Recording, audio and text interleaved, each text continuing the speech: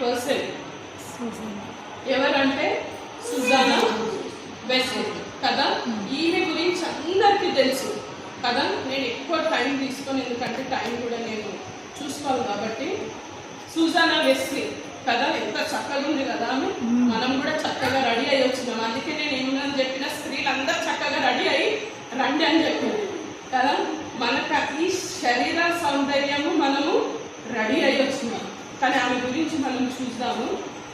Susanna Wesley, ఈమె పేరు Susanna Wesley, mother of Methodism. అంటే మెథడిస్ట్ చర్చ్ కి ఆమె ఒక తల్లి, అర్థమవుతుందా. అయితే ఈమె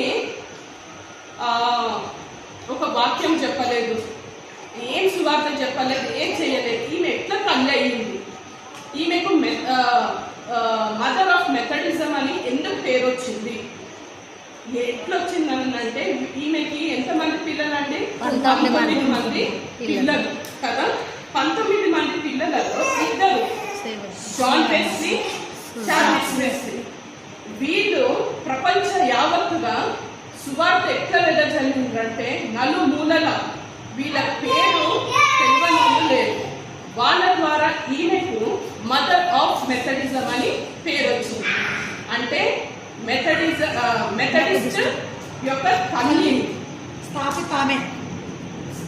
స్థాపన చేసింది ఇలా కొడుకు ఎవరు? John Wesley. కానీ ఈమె పేరు ఎట్లా వచ్చిందని అంటే, కొడుకు ద్వారా ఈమెకు మదర్ ఆఫ్ మెథడిజం అని పేరు వచ్చింది. అయితే ఒక కొడుకు వెనుకల తల్లి కృషి ఎట్లుంది, ఆమె జీవితంలో ఎన్ని కష్టాలు పడ్డది, ఆమె చదువు పరంగా ఆమె ఎక్కడ పుట్టింది, అసలు ఆమె ఫ్యామిలీ బ్యాక్గ్రౌండ్ ఏంది, ఆమె ఎన్ని కష్టాలు పడి సేవ పరిచర్యలో వచ్చిందో మనం చూసుకుందాం. సో ఈమె తల్లిదండ్రుల పేరు ఏంటంటే శామ్యూయల్ అనెస్లీ.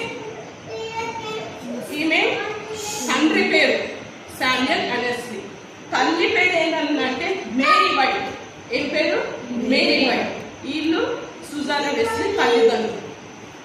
ఈమె సంతానం అంటే వీళ్ళు ఎంతమంది అంటే 25 మంది.